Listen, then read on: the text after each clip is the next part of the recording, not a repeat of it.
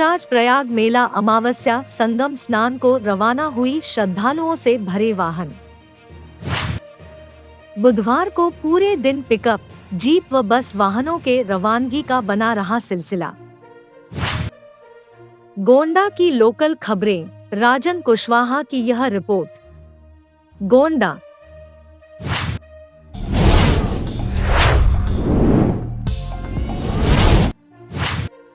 परसपुर क्षेत्र में बुधवार की सुबह से ही प्रयागराज तीर्थ मेला के लिए पिकअप, जीप, बस वाहनों पर सवार होकर श्रद्धालु रवाना हुए।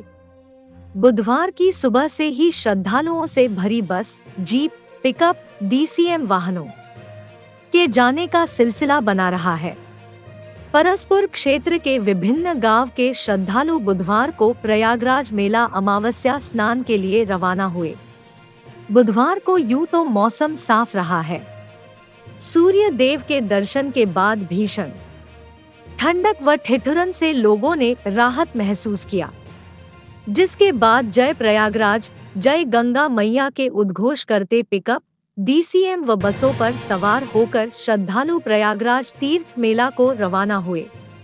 बताया जा रहा है कि इस बार 9 जनवरी को प्रयागराज का अमावस्या संगम स्नान पर्व माना गया है। इस अवसर पर क्षेत्र के हजार श्रद्धालु पुरुष, महिला, बुजुर्ग प्रयागराज अमावस्या स्नान की परंपरा है।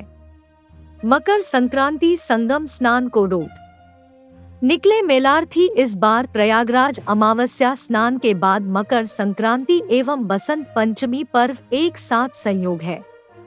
पृथ्वी पर सबसे श्रेष्ठ तीर्थ कौन सा है? इसके लिए जनश्रुति के अनुसार ऐसा माना गया है कि पितामह ब्रह्मजी को बहुत खोजने के पश्चात उनको यही प्रयाग क्षेत्र सबसे श्रेष्ठ मिला।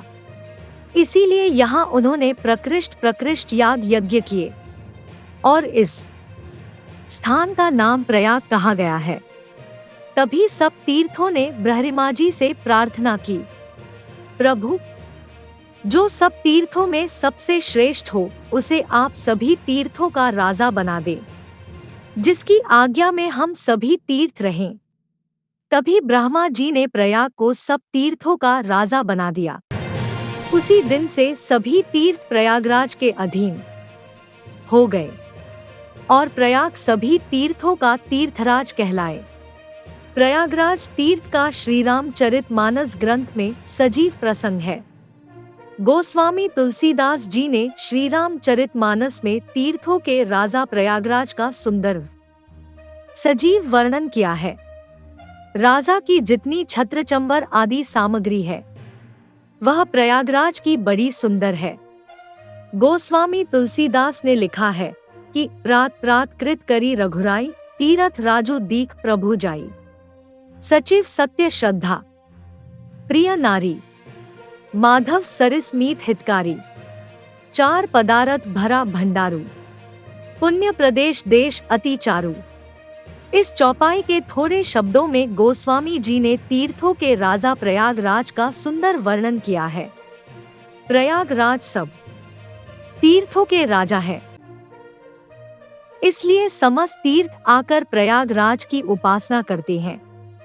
पृथ्वी के सभी तीर्थ में प्रयागराज तीर्थ सबसे श्रेष्ठ है, इसलिए ऐसा माना जाता कि यहीं पर अक्षय वट है, जिसका प्रलय में भी क्षय नहीं होता।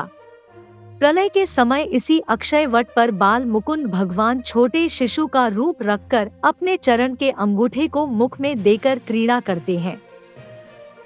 इसलिए इस अक्षयवट के दर्शनों का भी अनंत फल है।